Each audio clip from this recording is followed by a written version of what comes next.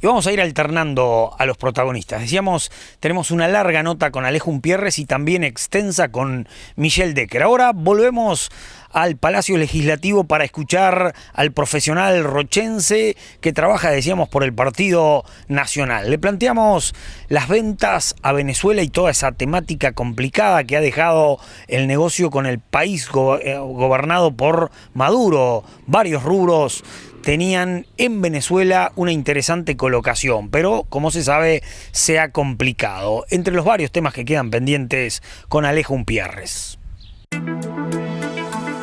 Umpierres, ustedes recibieron hace poco al ministro varias veces de Ganadería, Agricultura y Pesca, Tabaré Aguerre, que es un profundo conocedor del agro. Hablaban en esa reunión de las deudas con Venezuela. ¿Cómo estamos? ¿Cerca de cobrar o es prácticamente que imposible? No, nosotros el 18 de febrero del año pasado interpelamos al ministro Aguerre por el tema de los negocios con Venezuela, porque recordará a la gente, a veces hay que hacer un poco de rememoria, porque si no, no se acuerda la gente.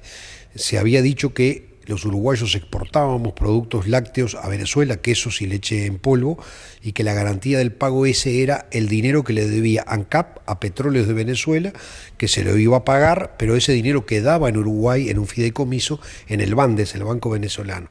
La realidad terminó significando de que ese dinero desapareció.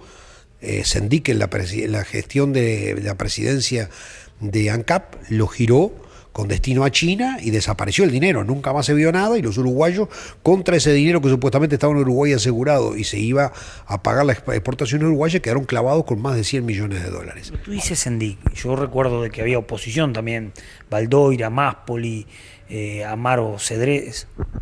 No, en ese momento la resolución fue técnicamente de la presidencia, fue un giro de dinero que se giró a un banco de China a exigencia de PDVSA. Estaba Camí, decís que los blancos no estaban.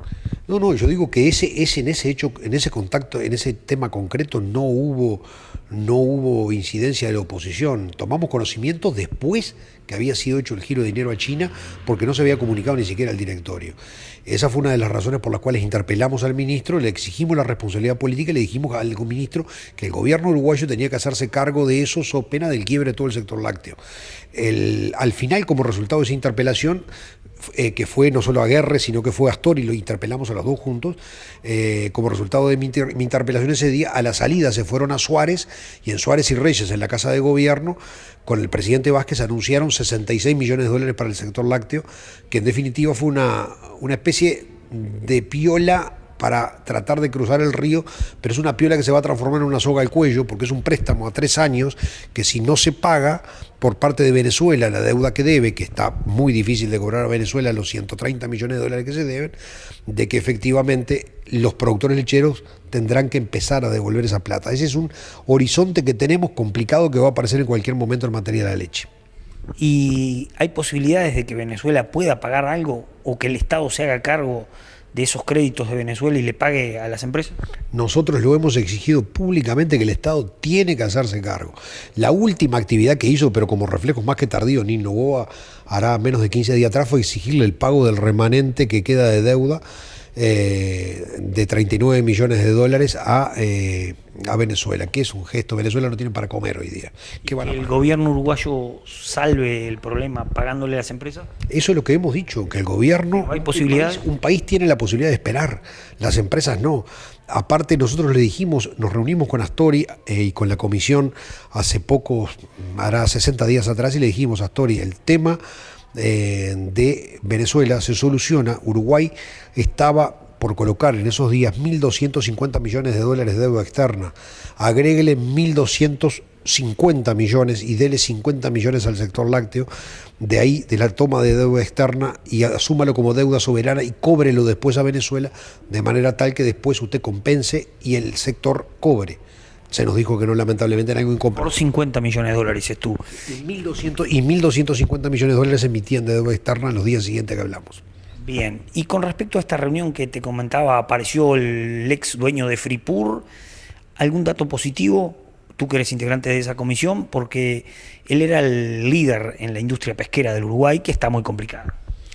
Sí, lo de Alberto Fernández realmente asombró Es un personaje muy polémico, es un gran histrión, un tipo que teníamos conocimiento de una personalidad muy particular.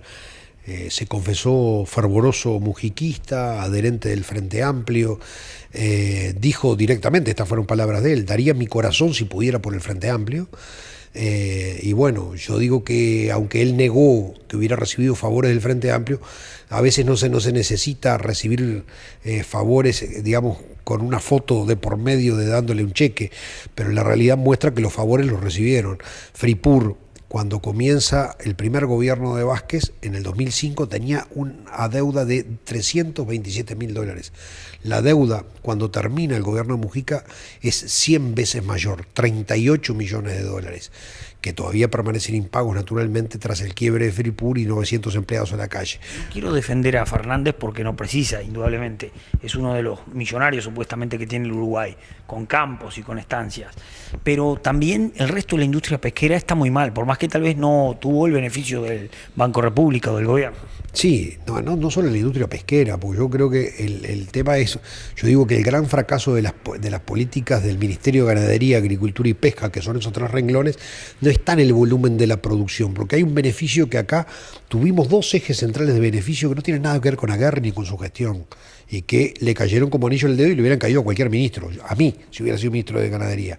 ¿Cuáles fueron los dos fenómenos? Uno, los gobiernos Kirchner. Los gobiernos Kirchner generaron la cultura de la agricultura intensiva en Uruguay y la avenida de la soja, que disparó los precios inmobiliarios en un contexto internacional de precios como nunca. Y el segundo factor es el de los precios internacionales, que permitieron un importante desarrollo de sectores. Pero si sacamos eso, que es un factor precios internacionales y una condición política en un país vecino, el más grande fracaso de la política del Ministerio de Ganadería, Agricultura y Pesca, y que nadie lo dice, y lo estamos diciendo reiteradamente nosotros, es el factor humano en el mundo rural. Se perdieron 12.500 productores en 12 años. A más de 1.000 productores por año se fueron del campo. Nunca en el Uruguay, salvo en los años 50, se generó una migración, un éxodo rural tan grande como el que está viviendo el país. Por supuesto, Aguerre lo relativiza y dice, bueno, la gente se fue, debe estar mejor y por algo hizo la opción, vendió mejor su tierra, la cotizó y emprendió otro proyecto. Yo creo que a nadie se le consultó ni nadie se debe haber ido por querer irse, sino que lo fueron del agro. 12.500 productores rurales. El 85% de ellos de menos de 100 hectáreas. Y acá entramos en un tema que también es paralelo, podemos hablar después, que es el tema de la política errónea de colonizaciones que estamos haciendo, que debería haberse dedicado a ayudar a esos 12.500 y tenerlo. Pero te sigo con una cifra, que era lo que tú me preguntabas.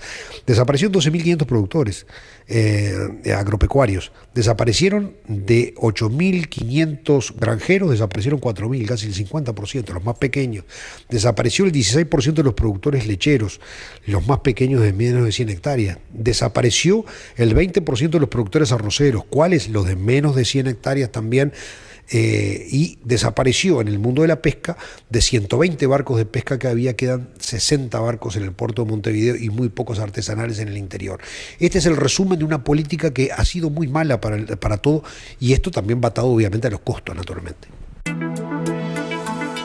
Voy buscando una ley. Walter Hugo Abelenda anuncia el cierre de inscripciones del remate 189 de Plaza Rural para el lunes 4 de diciembre. Y recuerde, su negocio está a un solo clic. Ver www.ha.com.uy. Nuestro trabajo es defender su esfuerzo. Este verano pasalo en Piriápolis. Cerros, playas y los mejores servicios. Hotel Tamariz. Una atención personalizada a pocos pasos de la playa.